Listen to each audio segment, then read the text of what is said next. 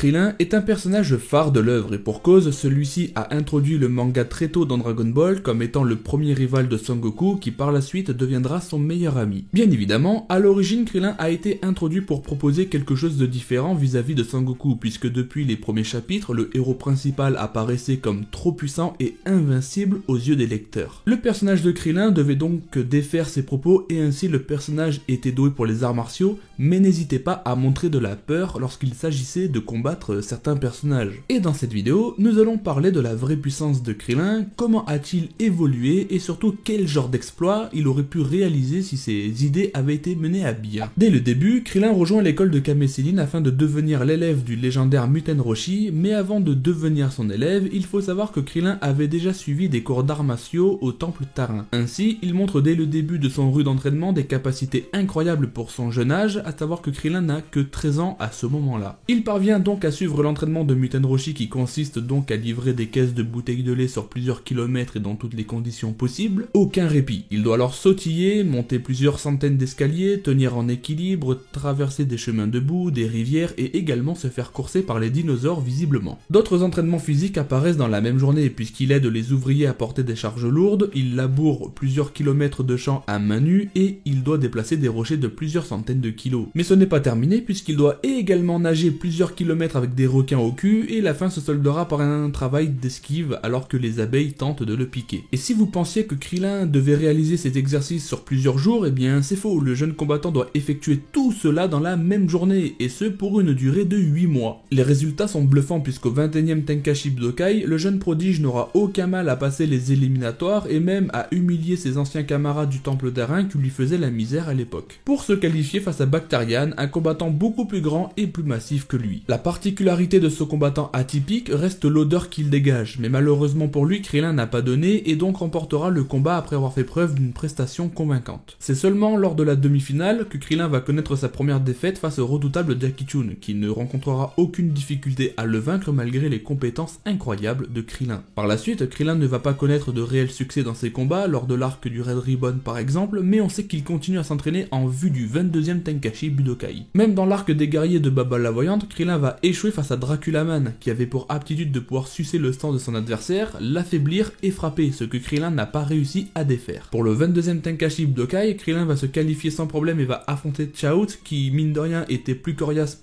pour l'époque, et ainsi le duel sera bien animé entre ces deux combattants. Même si Chaozu a utilisé de sa magie en quelque sorte, il n'a pas réussi à vaincre Krillin qu'il a eu par une ruse, celle des mathématiques. Oui, c'est carrément incroyable, mais ça a fonctionné. Krillin se qualifie une nouvelle fois pour la demi-finale et va affronter Sangoku, anciennement rivaux devenus amis. Le combat va être disputé dans un premier temps, mais Sangoku l'emportera avec honneur. Quand je dis très disputé, je m'entends, car Krillin a usé de pas mal de ruses pour parvenir à atteindre Sangoku, mais celui-ci reconnaîtra tout de même les progrès de Krillin et Muten Roshi lui-même dira qu'il s'est élevé au rang de surhomme. C'est juste après le 22e Tenkaichi Budokai que Krillin rencontrera la mort pour la première fois. Alors qu'il fait face à Tambourine, qui est un disciple du puissant Daimao Piccolo, Krillin l'affronte. Cet affrontement n'a pas été déclenché par Krillin mais par Tambourine qui a été envoyé par son maître dans le but d'éliminer tous les participants du Tenkaichi Budokai afin d'entamer une vendetta personnelle. Même si Krillin se fait éliminer, il faut savoir que ce n'est pas par n'importe qui, puisque Tambourine est parvenu à combattre et à éliminer des adversaires très puissants comme Gilan par exemple. Par la suite, et après avoir été ressuscité, Krillin va participer au 23e Tenkaichi Budokai après avoir suivi un entraînement très intensif aux côtés de Tenshin Han, Yamcha et compagnie. Bon, il n'aura pas tellement de chance puisque son premier adversaire n'est autre que le redoutable Piccolo qui vient se venger de Sangoku par la défaite qu'il a subie 3 ans plus tôt. Le début du combat est incroyable, Krillin réussit à tenir tête à Piccolo, même s'il n'est clairement pas à fond, cependant il va saluer les performances de Krillin, ce qui est totalement justifié. Après des échanges brutaux de la part de Piccolo, Krillin se montrera très coriace mais décidera finalement d'abandonner avec les félicitations de Sangoku et une réflexion positive de la part de son maître Muten Roshi. Dans Dragon Ball, c'est ainsi que se conclut la puissance de Krillin, c'est un personnage avec un fort potentiel qui a suivi de rudes entraînements pour atteindre le niveau qu'il a à la fin. Il a appris certaines techniques tout seul comme le Bukujutsu, ce qui prouve également qu'il a l'aptitude de pouvoir apprendre des techniques seulement en les observant, et il a également réussi à maîtriser le Kamehameha en moins de 50 ans, ce qui est assez exceptionnel quand on y pense. Pour un humain, Krillin a vraiment fait honneur honneur à son espèce. Mais pour approfondir cette analyse, il faut avancer jusqu'à Dragon Ball Z, et même si, contrairement à Sangoku dont j'ai traité la puissance, il n'y a pas grand chose à dire, et bien pour débuter cette nouvelle série, on remarque que Krillin a poursuivi les entraînements, mais dès l'arrivée de Raditz, une toute nouvelle échelle de puissance est imposée. Krillin se fait écarter en un coup seulement, et donc il ne sera pas utile à l'affrontement que Sangoku et Piccolo vont mener pour vaincre le redoutable Saiyan. Cependant, et sachant que deux autres puissants Saiyans sont en chemin pour la Terre et qu'un massacre risque d'avoir lieu, Krillin accompagne Tenshinhan, Yamcha et compagnie jusqu'au palais du Tout-Puissant pour y suivre un entraînement incroyable. Ce qui nous amène aux affrontements concernés, même si Krillin n'a pas la puissance requise pour vaincre un Saiyan, son courage et ses combos vont parvenir à placer quelques coups. Et le plus redoutable dans tout ça, c'est qu'il a mis au point une technique redoutable et mortelle qui aurait pu vaincre beaucoup de personnages par la suite, mais là on va y venir. Krillin effectue pour la première fois sa nouvelle attaque nommée le Kenzan sur Nappa, et malgré la différence de puissance entre ces deux combattants, cette attaque aurait pu éliminer Nappa en un seul coup si Vegeta n'avait pas ressenti le danger de celle-ci. Malgré tout, son potentiel n'en reste pas moins incroyable, puisqu'à la fin du combat, Krillin parvient à maintenir le Genki Dama et à l'envoyer en direction de Vegeta. Et même par la suite, après toutes les blessures qui lui ont été infligées, il tient toujours debout, malgré la mort de Yamcha, Chao, Tenshinhan, Piccolo, voilà que Krillin leur fait honneur en brandissant le sabre de Yajirobe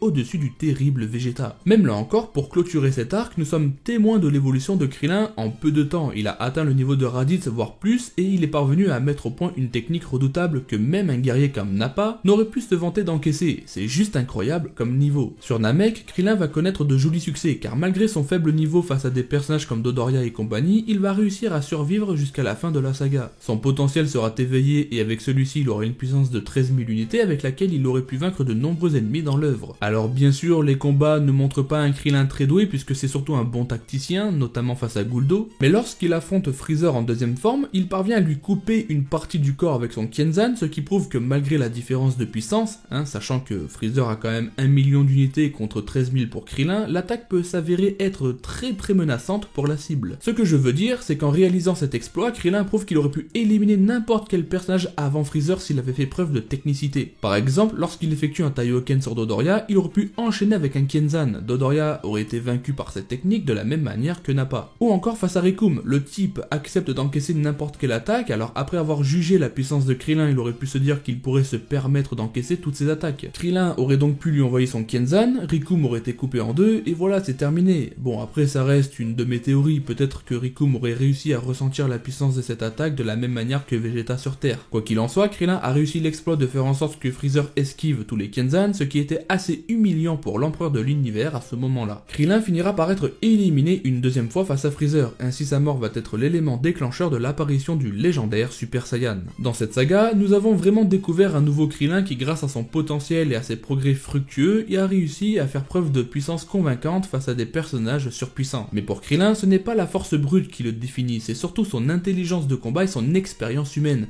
mettant alors en avant son côté tactique à travers sa technicité incroyable. Malheureusement pour lui, depuis l'apparition du Super Saiyan, il sera totalement dépassé par le niveau des Saiyans, ainsi face à Cyborg ou encore face à Cell et même Boo, il sera inutile, préférant alors se consacrer à sa vie humaine. Puis nous avons Dragon Ball Super qui permet de remettre Krillin un petit peu sur le devant grâce à l'arc du tournoi du pouvoir. Alors bon, dans l'animé c'est un peu abusé puisqu'il pousse Sangoku à se transformer en Super Saiyan Blue et à faire un Kamehameha. Puis par la suite il connaîtra quelques petits succès en éliminant des adversaires parfois avec des manières un peu atypiques, mais c'est Krillin et on l'aime comme ça. Ce que je trouve dommage, c'est que les Saiyans sont bien trop mis en avant pour que des personnages secondaires et humains comme Krillin et Yamcha puissent évoluer vers des niveaux possiblement divin avec une forme qui leur est propre à eux. Et je ne pense pas que ce soit sur les projets de la Toei de nous faire découvrir une nouvelle forme de puissance attribuée aux humains. Quoi qu'il en soit, la vraie puissance de Krillin se montre dans Dragon Ball et Dragon Ball Z, c'est dans ces derniers que nous avons l'incroyable évolution du personnage en termes de puissance. Si cette vidéo vous a plu, vous savez quoi faire, l'abonnement, la petite cloche et le petit like qui fait plaisir. Je vous prépare actuellement d'autres pépites, donc en attendant n'oubliez pas également de vous abonner à la chaîne Senshi Barbu pour y découvrir les futures vidéos, et moi je vous dis à très vite, prenez soin de vous.